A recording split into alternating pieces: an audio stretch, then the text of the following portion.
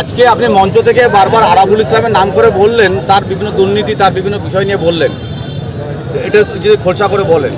প্রত্যেকটা তদন্ত, কারণ আরাবুল ইসলাম একটা সময় নীল হয়ে গেছিল, আপনার শওকত মোল্লার হাত ধরে আরাবুল ইসলামের উত্থান, তাকে পঞ্চায়েত সমিতির সভাপতি, তাকেই সব কনভেনার, তাকেই সব কিছু করা হয়েছিল। যাকে কনভেনার করলেন, যাকে সভাপতি করলেন, তার প্রতি হঠাৎ করে এত বিরূপ মন্তব্য কেন? যে তথ্য আমাদের কাছে সামনে এসছে, নিশ্চিতভাবে প্রত্যেকটাতে কোয়ারি হবে এবং প্রত্যেকটাতে পরবর্তীকালে সেগুলো কোয়ারি করে তার বিরুদ্ধে যা যা ব্যবস্থা নেওয়া হবে। যেগুলো আমাদের অজানা ছিল, অনেক তথ্য আমাদের সামনে এসছে, সেগুলোকে সময় মতো আমরা জনসমক্ষে তুলে ধরব। আপনি মঞ্চ থেকে বললেন খাদিজা বিবিকে জেতানোর জন্য সেদিন গণনা কেন্দ্রে ঝামেলা হয়েছিল, গুলি চলেছিল, বোম্বিং হয়েছিল, সবই হয়েছিল। সেই খাদিজা বিবি দলের সঙ্গে গদ্দারি করেছেন, তাহলে তাকে দলগতভাবে তার বিরুদ্ধে কী কী ব্যবস্থা নেওয়া হবে? তাকে দলের কোনো মিটিং মিছিলে আর ডাকা হবে না। কোনো রকমভাবে সে যাতে প্রশাসনিকভাবেও যাতে সহযোগিতা না পায় তাও চেষ্টা করা হবে। গাদ্দারদের সঙ্গে কোনো কম্প্রোমাইজ নেই। শওকত মোল্লা হেল্পলাইন মানুষকে এখানে ভাঙড়ে কতটা সাড়া ফেলবে, যেটা ক্যানিং পূর্বে ফেলেছে? দেখুন, সেটা আশা করি আমরা কয়েকদিনের মধ্যে বুঝতে পারবো, কারণ আমাদের একটা রেসপন্সিবিলিটি আছে মানুষের পাশে দাঁড়ানো।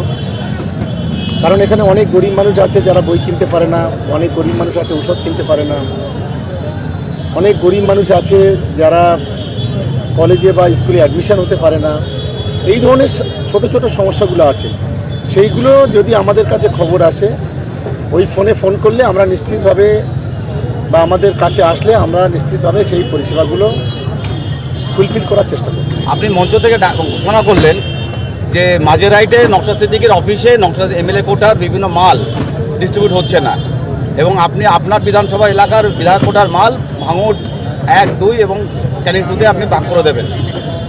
তো কিভাবে অন্য বিধানসভা এলাকার মাল, আপনি অন্য বিধানসভার বিধায়ক, সেখান থেকে আপনি কী করে অন্য বিধানসভা এলাকায়? এটাতে কোনো বাধা নেই, এটা জনসাধারণের ক্ষেত্রে কোনো বাধা নেই। সে ক্যানিং পূর্বের যেমন মানুষ, ভাঙড় বিধানসভা তেমনি মানুষ। কিন্তু যেহেতু এখানকার যিনি বিধায়ক, গরিব মানুষকে তিনি যেভাবে বঞ্চিত করছেন, তিনি সব মালগুলো ঠিকমতো ডিস্ট্রিবিউশন করতে পারছেন না, ফলে আমাদের একটা দায়বদ্ধতা আছে এই এলাকার মানুষের প্রতি, যার কারণে আমার বিধানসভার কিছু মানুষ হয়তো বঞ্চিত হবে, কিন্তু সেটা আরেক যদি এই বিধানসভার কিছু মানুষ পায়, আমি আশা করব আমার বিধানসভার মানুষকে বলবো যে তারা এটাকে যেন খুশি মনে নেয়, এটাকে যেন তারা গ্রহণ করে, এই কাজটা যেন আমার করার জন্য তারা সহযোগিতা করে।